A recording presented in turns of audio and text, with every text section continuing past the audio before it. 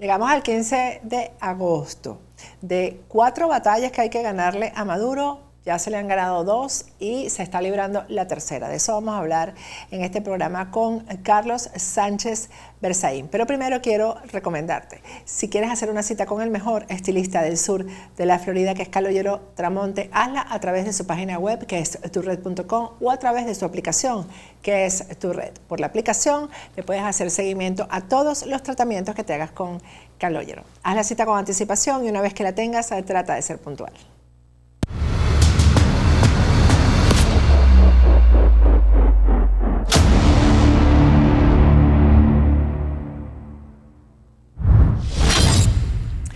En el último programa que hicimos antes del 28 de julio, antes de las elecciones en Venezuela, conversamos con Carlos Sánchez Berzaín y él explicó 4 batallas que había que ganarle a Maduro para sacarlo del poder.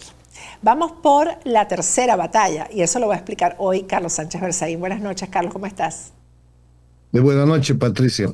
Se trata de que en el marco de que Venezuela es una dictadura, además una dictadura parte y dependiente del sistema del socialismo del siglo XXI que está bajo mando de Cuba, donde el dogma es que el poder no se entrega y donde para mantenerse indefinida e impunemente en el poder han fabricado el sistema de dictadura electoralista en el que el pueblo vota pero no elige.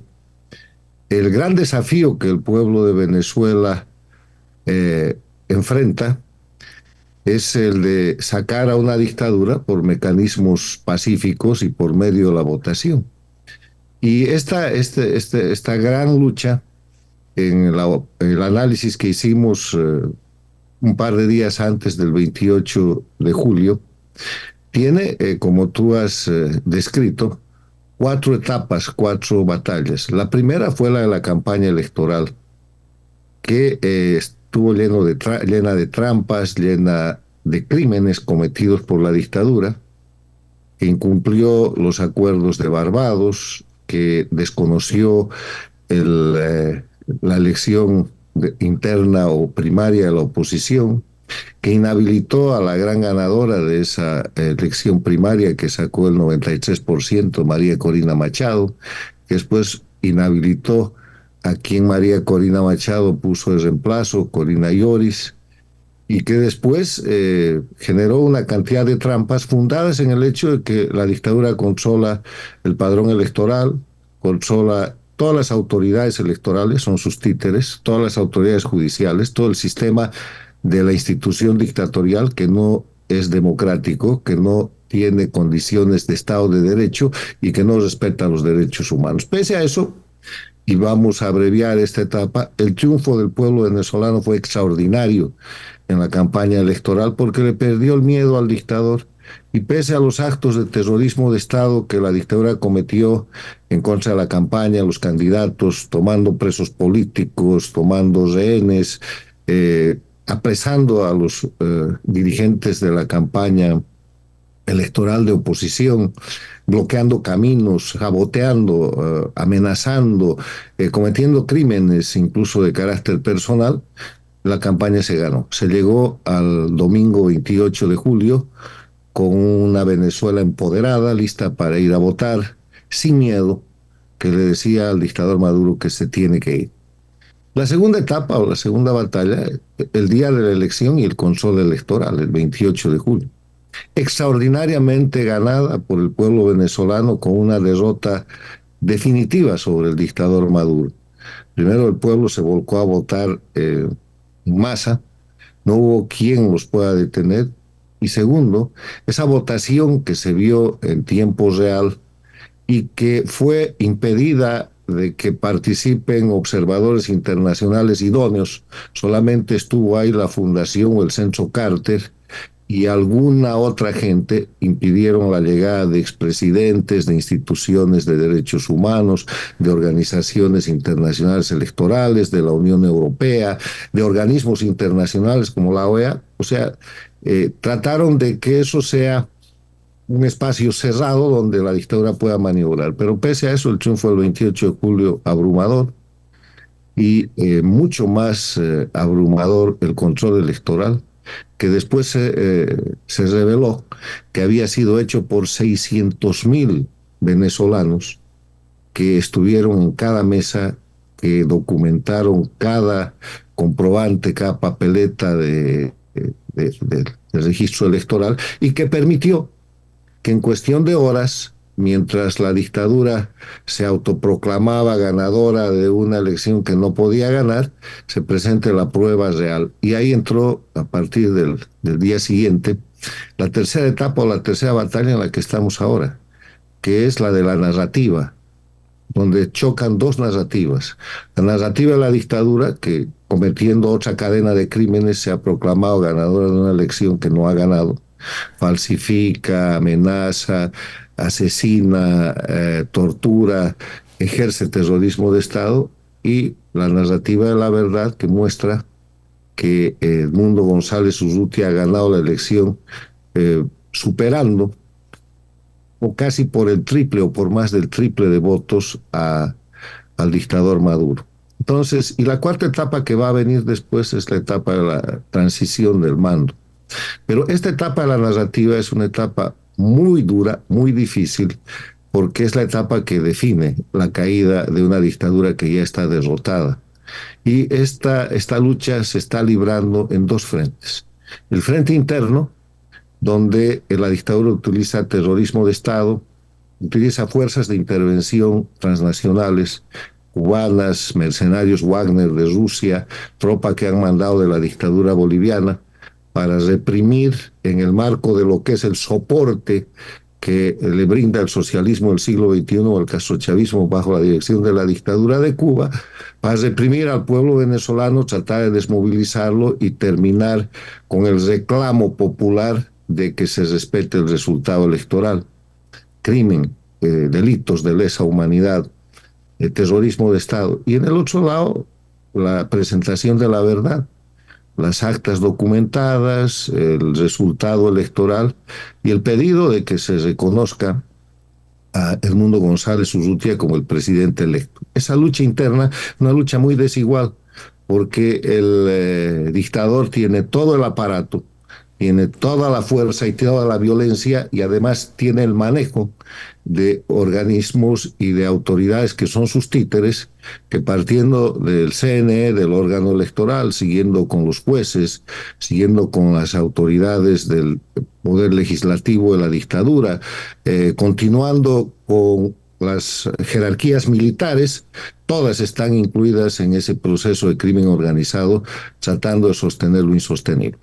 Y del otro lado, de nuevo, el gran liderazgo de María Corina Machado, el triunfador y ganador de la elección y presidente electo de Venezuela, Edmundo González Urrutia, y un pueblo empoderado que está dispuesto a que no le roben el triunfo electoral que tuvo el 28 de julio. Esa es la lucha interna, donde vemos que la dictadura cierra redes sociales, ataca a todo el mundo. Pero el otro ámbito de esta tercera etapa o tercera batalla es el ámbito internacional, en el que se disputa básicamente el reconocimiento del presidente González Urrutia como presidente electo.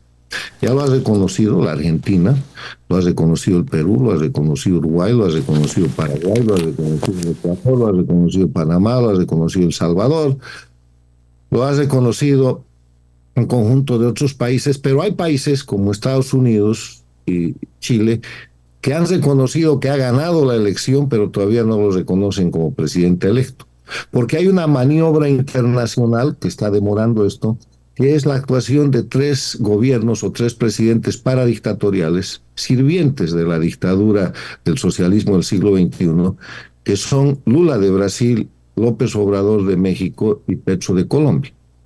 ¿Por qué digo que esta es una maniobra? Porque ellos están aparentando una mediación en la cual simplemente están ganando tiempo para que Maduro siga masacrando al pueblo venezolano y trate de desmovilizar la dinámica popular de resistencia civil que hay, trate de controlar por la fuerza y la violencia y aplacar de esa manera y terminar imponiendo su narrativa, como lo han hecho en Nicaragua 2021, en Bolivia 2020. Ahora, en este escenario es muy importante recordar Primero, que es un gobierno paradictatorial. Son gobiernos elegidos en democracia que son puestos en el poder en países democráticos, pero cuyos gobernantes, presidentes, le deben al socialismo del siglo XXI haber llegado a esa posición. Lula en el Brasil ha sido sacado de la cárcel para ser llevado después del lavallato a la candidatura presidencial y a la presidencia de Brasil. Lula es además el fundador del Foro de Sao Paulo junto con Fidel Castro el año 91 y es junto con Fidel Castro y con eh, Hugo Chávez, el fundador del movimiento populista bolivariano en 99, que luego se convierte en lo que es hoy día el socialismo del siglo XXI. Lula es el único dirigente vivo de este proyecto antidemocrático que con rótulo antiimperialista ha asolado durante todo el siglo XXI a las democracias de la región. O sea, no es imparcial, no porque tenga un certificado de haber sido democráticamente elegido en una elección también que tiene cuestionamientos, él puede ser certificado como un hombre idóneo para mediar y ser neutral cuando tiene a Maduro en medio, para lo que hay que recordar que fue precisamente Lula quien apenas llegó a la presidencia del Brasil, abrió el Brasil y la política exterior del Brasil para recibir a Maduro y tratar de reincorporarlo al grupo de países de las Américas, inclusive señalando que había que dejar de llamarlo dictador, lo que generó el rechazo de presidentes como Boric, como de Chile, como el presidente Lacalle Pou de Uruguay y otros. Entonces, ya ha actuado a favor del dictador Maduro y no hay que creer en su imparcialidad. López Obrador está en el mismo o peor camino. Él ha condecorado al dictador de Cuba, contrata médicos esclavos y servicios de esclavos ciudadanos cubanos a los cuales explota la dictadura, pese a la decisión de las Naciones Unidas que señala que eso es un crimen, le compra piedras a Cuba, ha recibido a Maduro como si fuera un dignatario de Estado, incumpliendo normas internacionales porque tenía que haberlo detenido en base a la orden de captura internacional, con 15 millones de dólares de recompensa que existe contra Maduro, o sea, tampoco es imparcial. Y Petro es el presidente de Colombia, cuyo embajador en Venezuela ha declarado públicamente, y eso está en proceso de investigación en Colombia, que han financiado la campaña de Petro con dinero que le ha dado Maduro y dinero que le ha dado el narcotráfico desde Venezuela. O sea, estos tres señores no pueden tener ninguna condición de credibilidad ni imparcialidad para hacer lo que están haciendo en las últimas 2 semanas, que es demorar la decisión de varios países de reconocer a González Urrutia como presidente electo de Venezuela.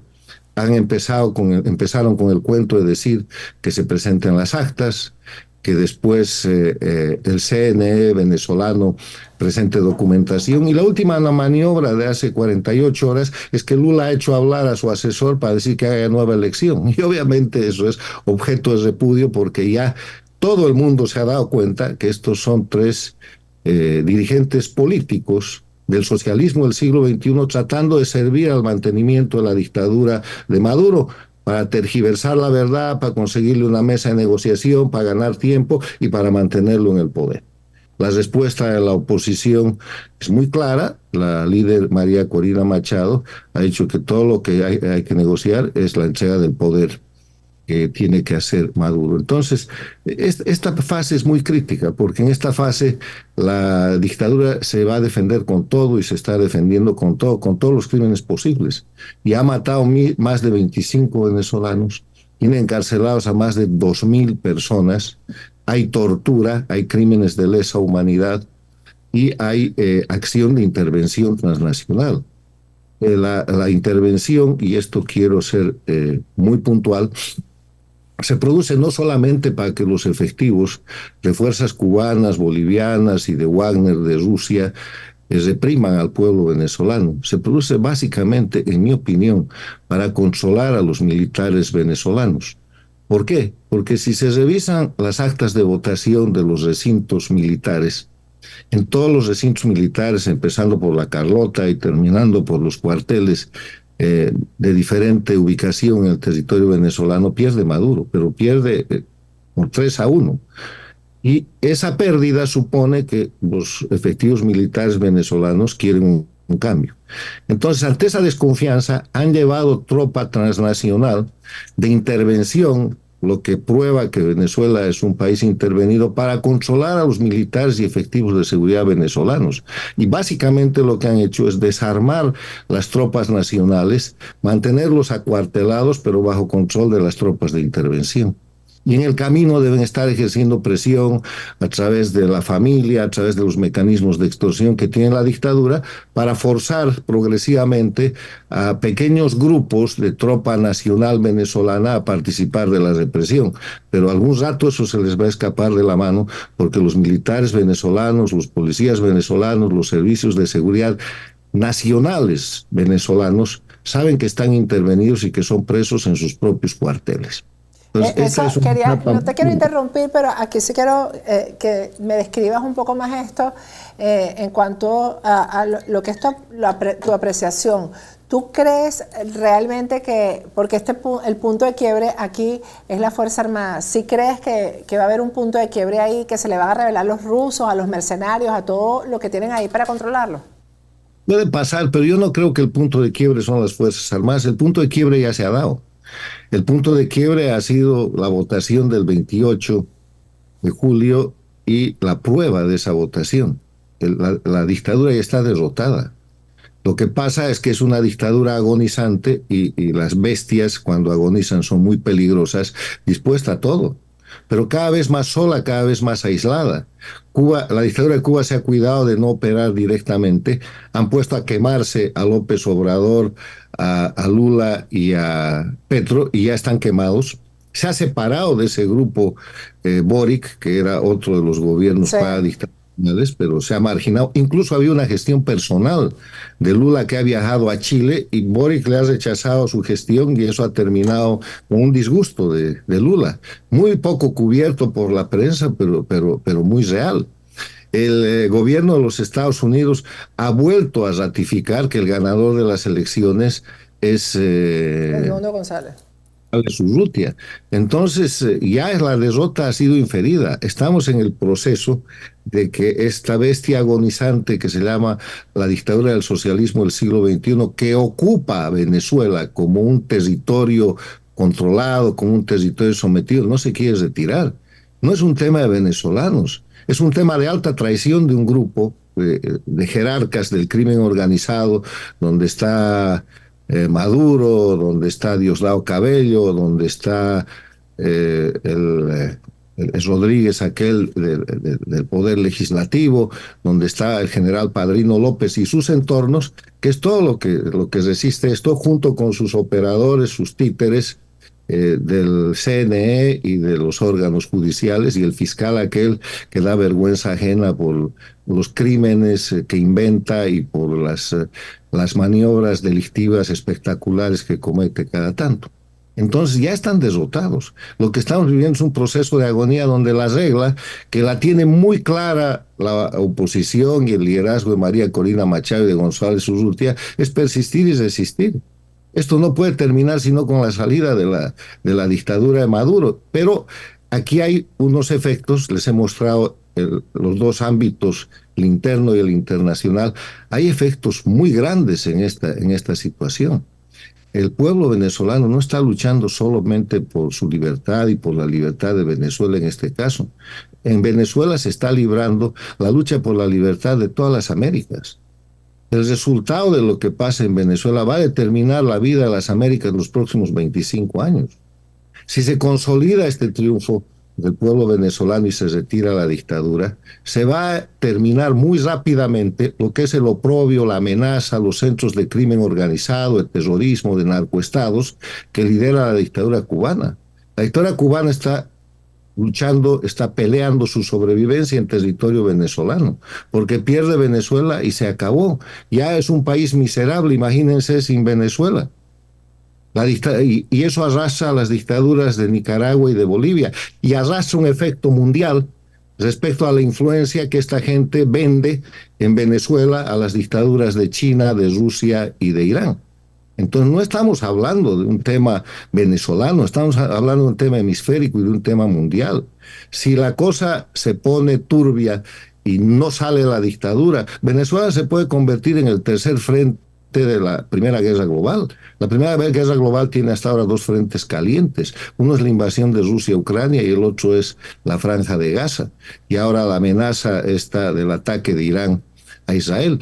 Pero en América este es el punto caliente y lo saben las potencias y lo saben los países democráticos, y la única alternativa es consolidar el triunfo del pueblo venezolano para que a partir de la recuperación de la democracia en Venezuela se proteja todo el sistema de seguridad interamericano. Imagínense ustedes que Maduro se quede. Vamos a subir de 8 millones de exiliados a 13 o a 15. ¿Quién va a perder? Van a perder los propios gobiernos y los propios pueblos que ya están presionados por esa migración forzosa. Colombia, Brasil, Perú, Chile, Argentina, Estados Unidos, México. Eso no le importa a López Obrador, ni a Petro, ni a Lula, porque son serviles a las dictaduras, pero sí le importa a los pueblos.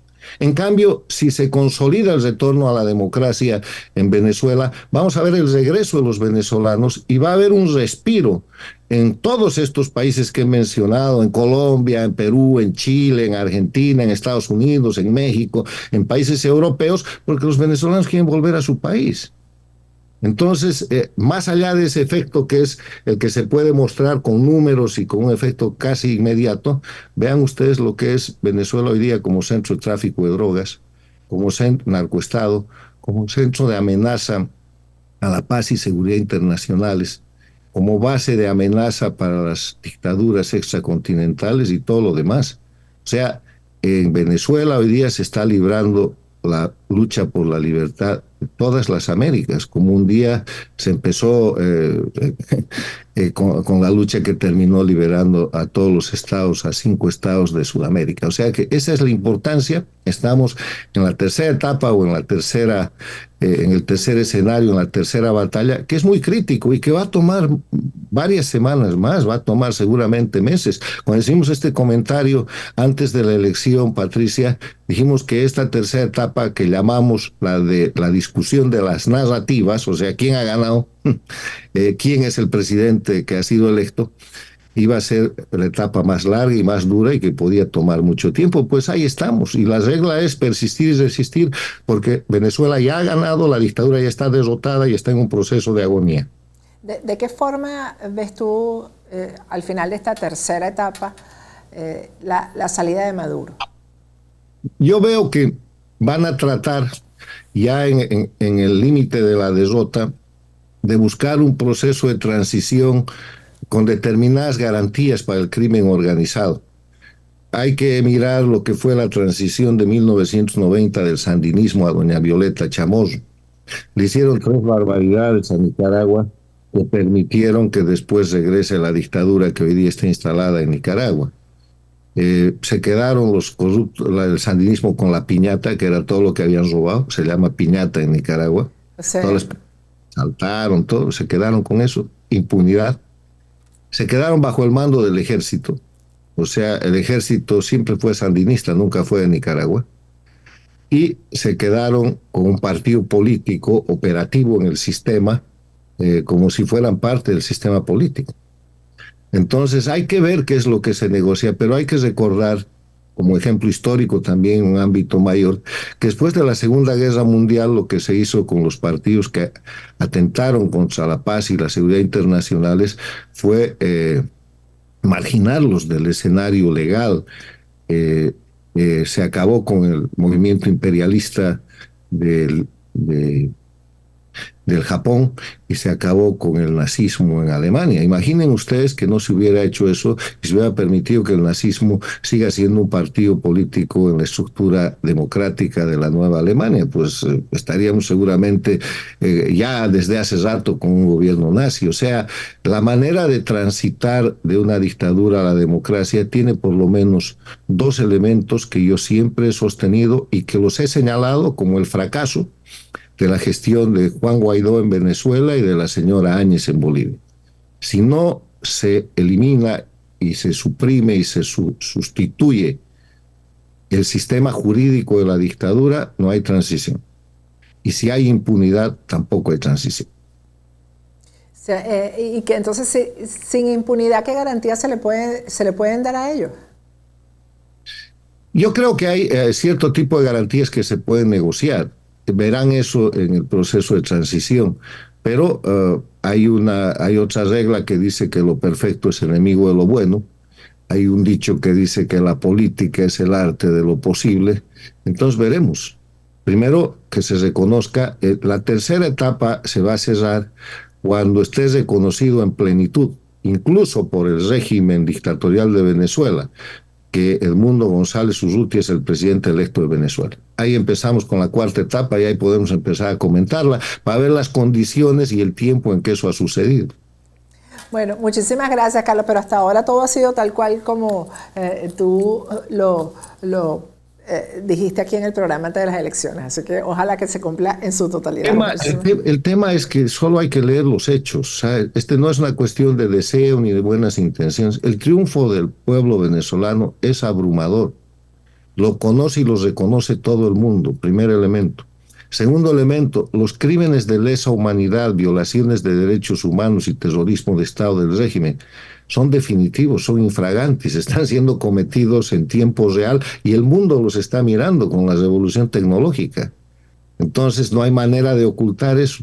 Y tercera cosa, los países democráticos saben que de permanecer ahí la dictadura, eso va a ser Cuba 2 y les va a costar su seguridad, les va a costar su estabilidad y van a tener que tomar medidas mucho más drásticas en el futuro muy cercano porque eso es inadmisible. Bueno, que así sea. Gracias, Carlos. Muchísimas gracias. Mucho gusto.